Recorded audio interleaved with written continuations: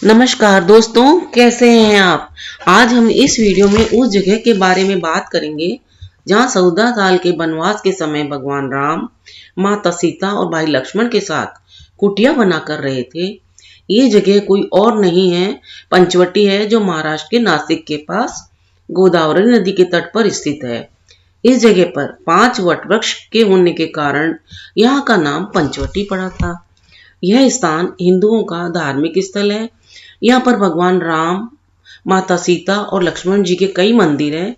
यहाँ पर बहने वाली गोदावरी नदी में स्नान करना भी शुभ माना जाता है।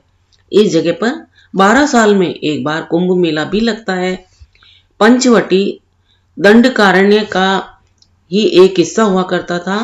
यहाँ पर एक राम कुटिया है, उसके पास ही तपोवन था। इस जगह पर लक्ष्मण जी ने सुपर्णखा की नाक काटी थी। नाक को नासिका भी कहते हैं।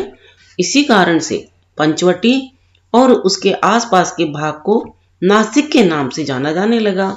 यहाँ पर एक सीता गुफा है जहाँ रावण ने सीता माता का अपहरण किया था।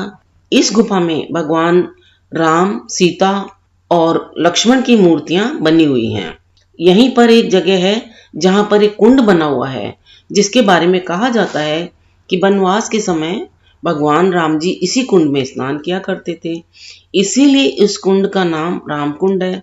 जब यहाँ कुंभ मेला लगता है तब हजारों श्रद्धालु इस कुंड में स्नान करते हैं। ऐसी भी मान्यता है कि इस कुंड में अपने पूर्वजों की राख विसर्जित करने से उनकी आत्मा को शांति मिलती है। इस जगह पर एक काला राम मंदिर भी है, जिसे पेशवाओं ने बनवाया था। इस मंदिर में भगवान राम, माता सीता और लक्ष्मण जी की मूर्तियां हैं, जो काले रंग की बनी हुई है, जो एक विशेष बात है, क्योंकि और कहीं भी इनकी काले रंग की मूर्तियां नहीं है।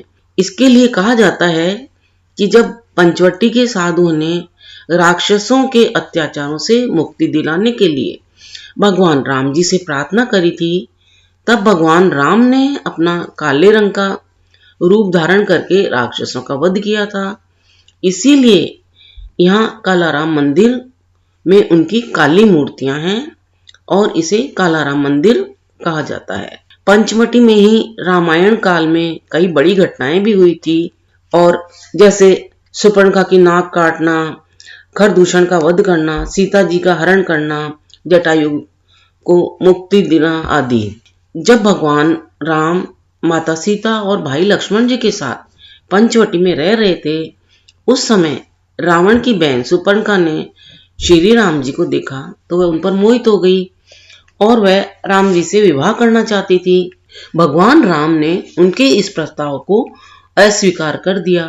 तब वह लक्ष्मण जी के पास पहुंची तो लक्ष्मण जी ने भी उससे विवाह करने से मना कर दिया। तो वह क्रोधित हो गई और फिर वह माता सीता पर वार करने लगी। तब लक्ष्मण जी ने उसकी नाक काट दी थी। दूसरी घटना उसके बाद सुपर्णखा की कटी नाक का बदला लेने के लिए उसके भाई खरदूषण राम लक्ष्मण से बदला लेने के लिए पंचवटी आते हैं। तब श्री राम और लक्ष्मण ने उन्हें युद्ध में पराजित कर दिया था। खरदूषण के युद्ध में पराजित होने के बाद सुपर्णखा लंका में अपने सगे भाई रावण के पास गई और रावण को सीता माता की सुंदरता के बारे में बताती है और अपने साथ हुई घटना भी बताती है। रावण सुपर्णखा की बातें सुनकर सीता का हरण करने की योजना बनाकर मारीच के पास पहुंचता है। उसके बाद रावण मारीच, जो कि मायावी उस असुर शक्तियों के कारण कई रूप धारण कर सकता था, उसे सोने का हिरण बनने का आदेश देता है।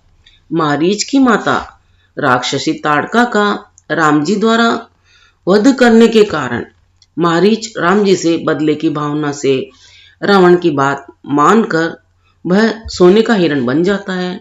सोने का हिरण देखकर माता सीता उसकी ओर आकर्षित हो जाती है और राम भगवान से उस हिरण को लाने की बात कहती है।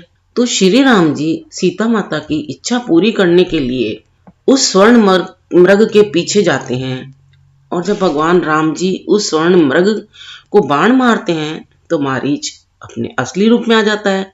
फिर वह लक्ष्मण लक्ष्मण पुकारने लगता है। जब राम जी हिरण के पीछे जाते हैं तो पंचवटी में सीता जी की रक्षा के लिए लक्ष्मण जी थे।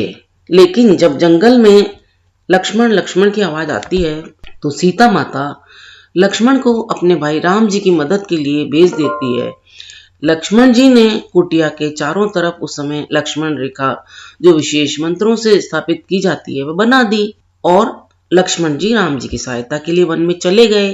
इधर लक्ष्मण जी के जाने के बाद सीता जी कुटिया में अकेली रह जाती है। तो उस समय रावण वहां पहुंच जाता है और फिर छल पूर्वक सीता माता का हरण कर लेता है। यह एक बहुत ही बड़ी घटना पंचवटी में हुई थी। जब भगवान राम जी एवं लक्ष्मण लौटकर अपनी कुटिया में आते हैं तो अपनी कुटिया में सीता जी को न पाकर वे सीता जी को खोजने निकलते हैं। तो कुटिया से कुछ ही दूरी पर उन्हें जटायु मिलता है। तो जटायु ने श्री राम जी को बताया कि रावण सीता जी का हरण करके दक्षिण दिशा में ले गया है। जटायु ने यह भी बताया कि उसने रावण से युद्ध भी किया था, लेकिन रावण ने उसे घायल करके नीचे पृथ्वी पर गिरा दिया था। इतना बताने के बाद जटायु ने अपने प्राण त्याग दिए। पंचवटी में कुछ दूरी पर ही वह जगह आज भी स्थित है जहां पर जटायु की देह त्याग देने पर भगवान राम जी ने उसका अंतिम संस्कार किया था। इसी स्थान पर श्री राम जी ने जटायु के तर्पण के लिए धरती पर बाण मारकर जल निकाला था। जहां जल निकला था वह कुंड सर्व तीर्थ कुंड के नाम से अभी जाना जाता है। पंचवटी से लगभग 30 किलोमीटर की दूरी पर ब्रह्मगिरी पर्वत है। इसी पर्वत से गोदावरी नदी की शुरुआत होना माना जाता है। पंचवटी नासिक के पास ही है। यहाँ पहुंचने के लिए पहले नासिक जाना पड़ता है जो मुंबई से लगभग 200 किलोमीटर की दूरी पर स्थित है।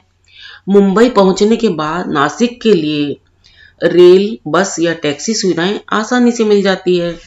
नासिक से पंचवटी के लिए भी सभी सुविधाएं उपलब्ध रहती है। तो दोस्तों, आपको यह पंचवटी की जानकारी कैसी लगी हमें अपने कमेंट करके अवश्य बताएं। अगर आपको जानकारी अच्छी लगी हो तो आगे इसे शेयर करें, वीडियो को सपोर्ट एवं सब्सक्राइब भी कर लें।